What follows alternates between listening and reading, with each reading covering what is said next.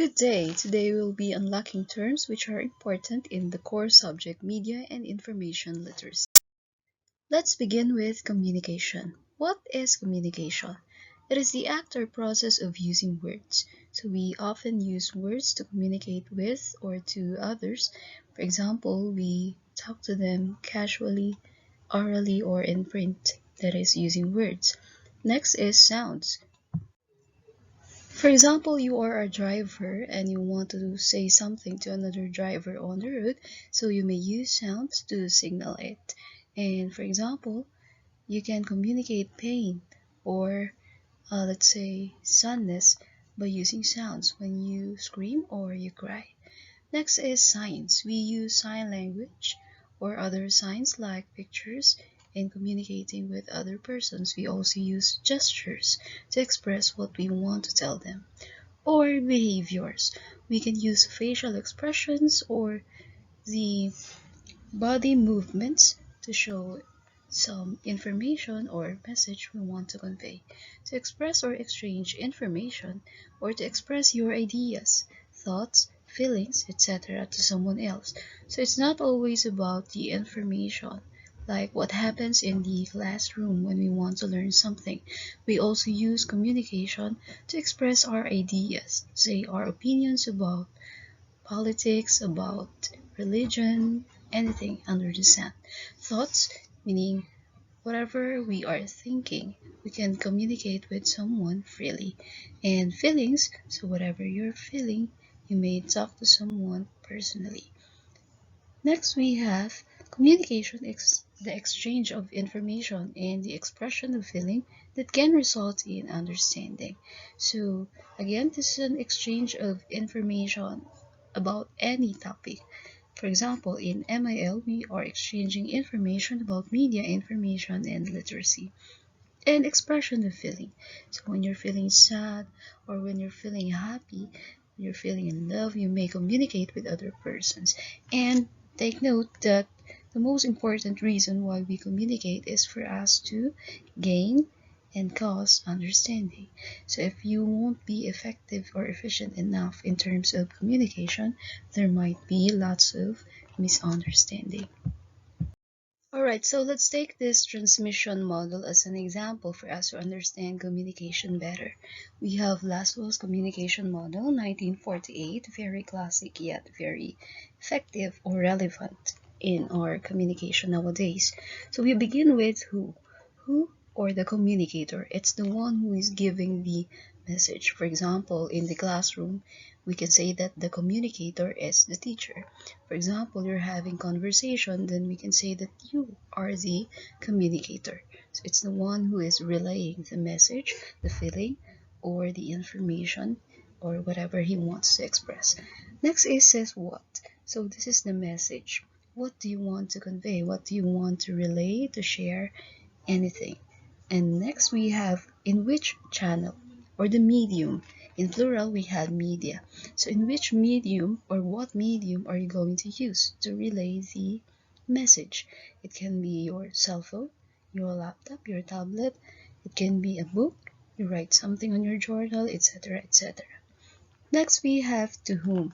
To whom is the receiver. So, of course, if there is a communicator, the sender of the message, there should also be a receiver of the message. So, we have, for example, our context is in the classroom. The communicator is usually the teacher and the receiver are the students. Lastly, we have with what effect or the effect. A while ago, we've mentioned that the main reason why we are communicating is for us to create understanding. Aside from that, it should have some impact. For example, you are a politician. Then, once you have communicated with other people, you should at least leave an impact or influence them in terms of their political standing. For example, you are a teacher, so you have to create an effect wherein students will understand the lesson.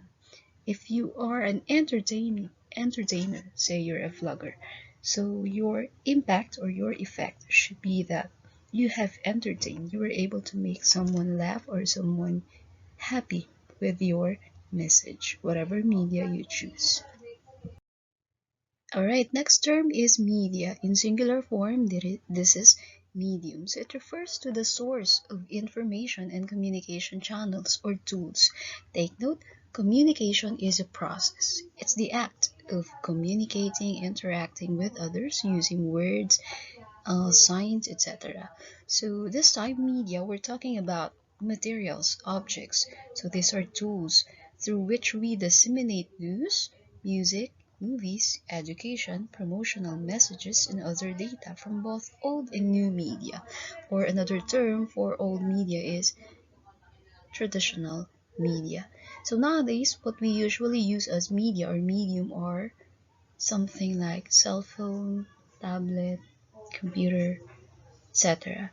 So traditional media, anyway, it includes the following. So we may have the newspaper, magazines, television, anything, mass media. So radio, telephone, etc. So we have an option. For example, you want to use online or printed the physical copy of newspaper, magazine, books, you may do so. Again, media is a tool or are tools because it's plural, and communication is a process. Okay, this time let's talk about information. Information are or is data, knowledge derived from study, experience, or instruction, signals or symbols. Let's take it one by one. So when we say data, these are facts. We can have first-hand data or let's say second-hand, we get it from another source. Next is knowledge derived from study. So for example, you are making your research, the information on that research is or our knowledge derived from study. Next, from experience. So we have personal experiences wherein we can take some important messages and we can share it with others. For example, your journal. You might experience something that can be relevant in other person's life. So you may use that. Or instruction. For example, you're watching YouTube tutorial wherein it teaches you how to cook a particular recipe. That is instruction. It can also be printed. So say you bought a recipe book, that is information. And we have signals or symbols. For example, you are attending a driving lesson, so you need to learn different signals or symbols like the traffic lights, no parking, no U-turn, etc., etc. Next, we have information is also knowledge of specific events or situations. Again, this can be the first-hand experiences. All right. So, for example, you came by a situation wherein you experience typhoon or earthquake. So, whatever experience you had during that particular situation, that is also called information. Next, we also define information as a message conveyed by a sender to its recipient through various channels. So again, it can be in any form. It can be printed, it can be by using audio or your voice, it can be by using video, or by combining those media or channels which we call multimedia. So again, we need um, recipient, and of course we need the creator or the communicator. Next, information is not always textual in form. So aside from letters, words, we can also have information using video, sound, image, graphics, animation, and other nonverbal forms as we've mentioned a while. Alright, so before the digital age, we have these three R's. These are the basic literacies that a person or a student must learn. So we begin by reading, writing, and arithmetic. But now, since we have new demands because of our situation and because of the many rapid changes we are experiencing, we need to learn these new literacies. So we have the media literacy, information literacy, and technology literacy. So let's define these literacies one by one. We'll begin with media literacy. Media literacy is the ability to read, analyze, evaluate, and produce communication in a variety of media forms. So a while ago, we've mentioned that one of the most basic literacies that a student or a child must learn is how to read. So most of us are familiar or can read this different media, but we have to know how to analyze them. So we have to ask ourselves, which media or which medium am I going to use depending on my audience or on my purpose. For example, you're going to use the traditional media, let's say magazines, newspapers, radio, and television. What's your purpose? Your purpose might be because it's mass communication. You want to cater a bigger audience. Now, if you want to adapt in the situation, because most of the people nowadays, not just the teenagers or the young ones, are using new media, you may also use the internet or the social media as your platform. So that is analysis or evaluation of which media you're going to use, again depending on your purpose and on your audience. So you have to make sure that you're able to use any of this at any time required. Next is information literacy. Information literacy is the ability to recognize when information is needed and to locate, evaluate, effectively use, and communicate information in its various formats. So a while ago, I've mentioned that information is very general. It can be anything under the sun. So for example, you're doing a research, you need to know first your keywords. What kind of information do you need? For example, you are preparing for a presentation. Again, you have to take note of the keyword. What kind of information will be relevant on your presentation? So next to that is how to locate it.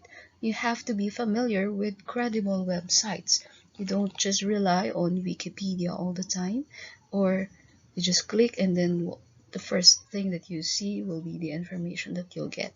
No, you need to scan, you need to choose properly, critically, which information will be credible, valid, reliable, and will be useful not just for you as the communicator, but of course for your audience, for your receiver.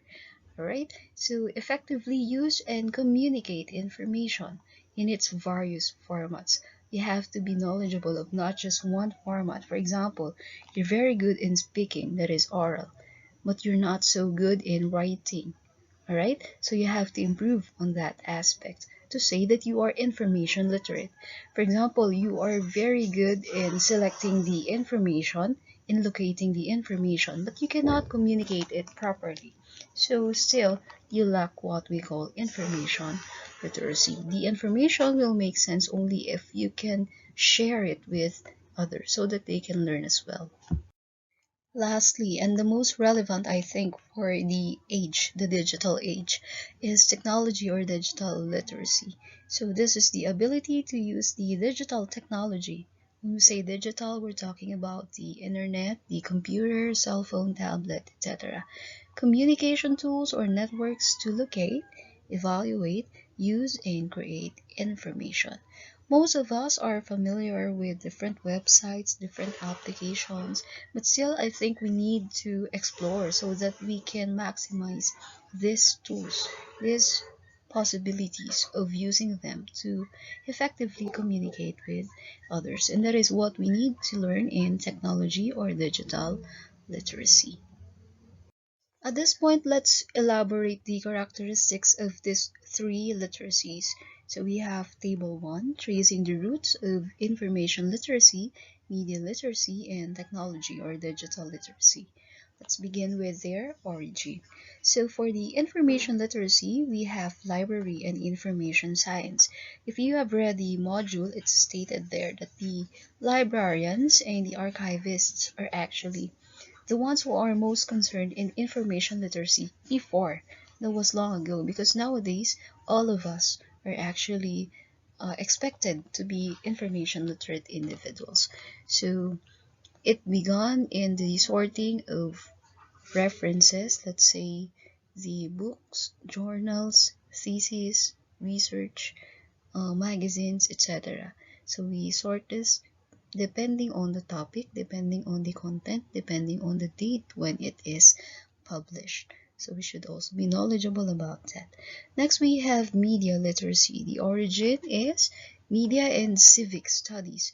So when we talk about media before, when social media was not yet that known for many of us, we always come to think of the news, so broadcast, newspaper, etc.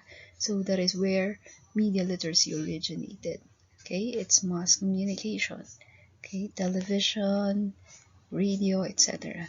Next, we have digital literacy. So it's the expertise of the computer science and informatics. When we talk about computer science, of course, they are more knowledgeable when it comes to software and even hardware in computers. All right, but again, nowadays we are all expected to at least have, let's say, not a little, but sufficient knowledge about information literacy, media literacy, and digital literacy. Alright, next we have the focus. So for information literacy, its focus is how data and information in any format and form are managed using different technological tools. So when we say manage, you take control of it. How do you take control of the information? How do you use it? When, where do you use it? To whom do you share it with? So those are the things that you need to learn. Next, media literacy. How media is used for good democracy and development, personal, professional, and societal. So when we talk about democracy, I know we are very much familiar with this because we're living in a democratic country. We need to learn how to use media in such a way that we respect different opinions because we practice freedom of speech. Now, aside from democracy, we also consider that this is used for personal growth or development. How do we do that? For example, as students, how do you use media for you to learn more, for you to learn beyond what the teachers are teaching you? Alright, professional, not only the teachers but other professionals as well. We use media so that we can attend different trainings, workshops, especially now in the time of pandemic wherein we are not allowed to go outside or have interactions in a physical setup or setting.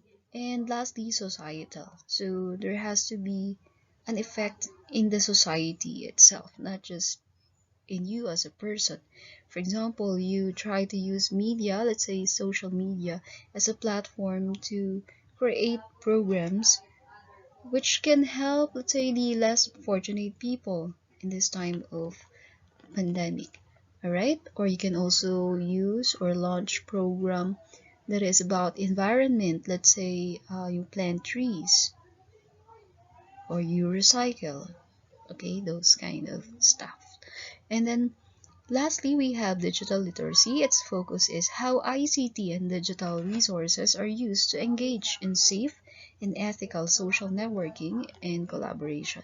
So when we talk about digital resources, of course, this can be found at home, in your hands. These media are the cell phone, computer, laptop, and we're talking about the community and the internet and the social media.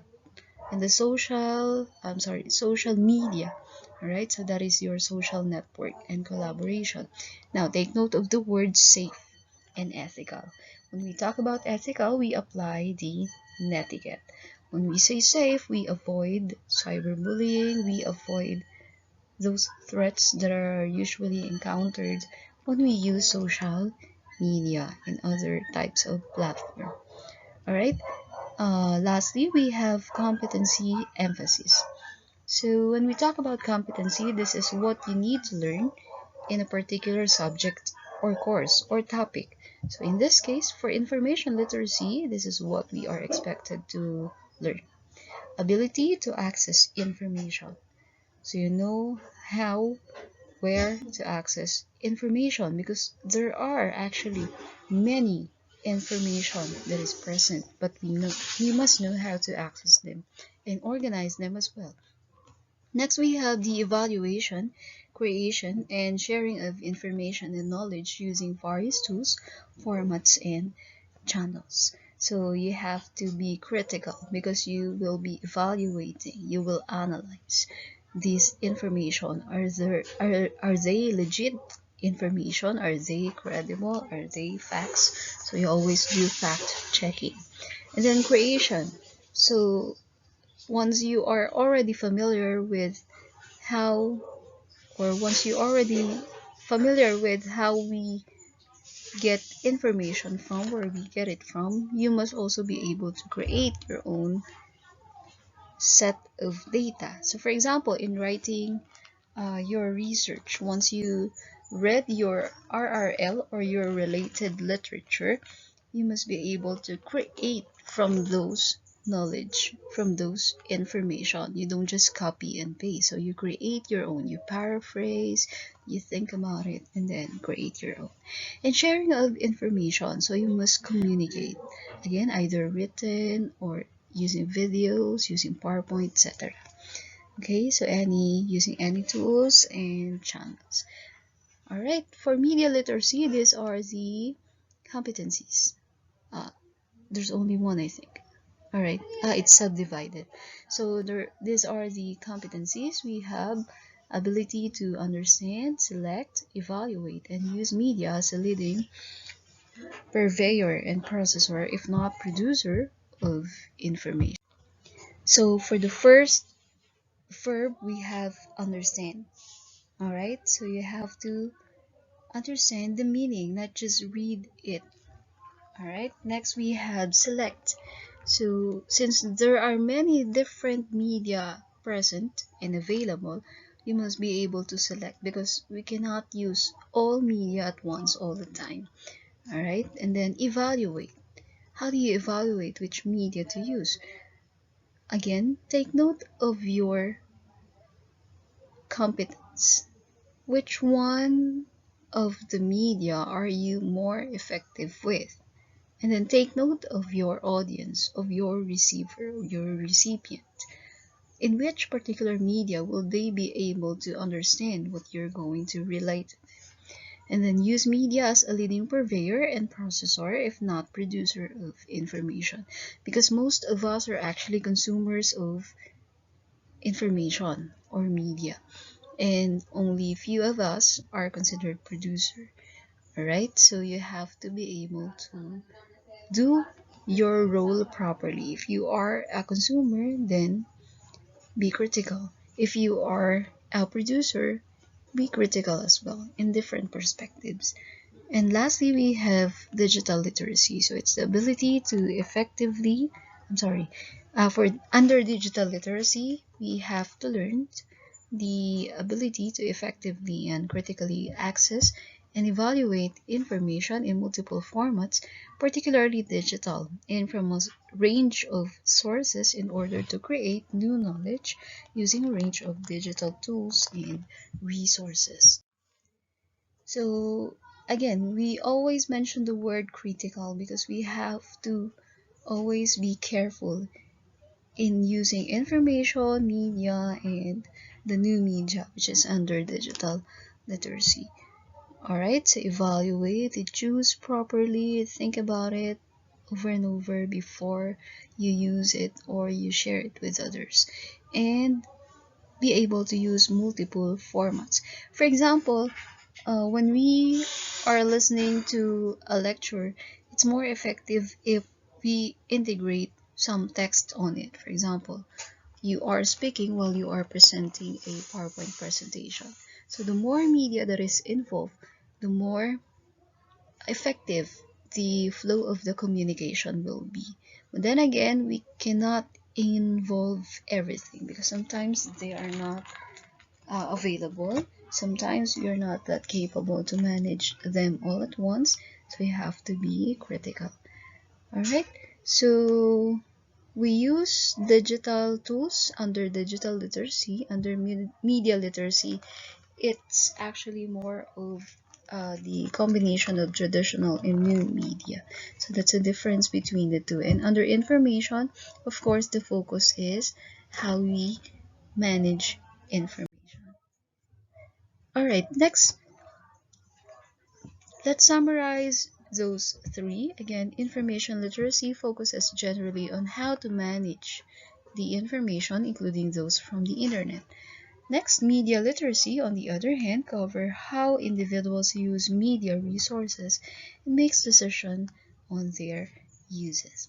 And lastly, technology or digital literacy includes safe, responsible, and ethical use of digital technologies.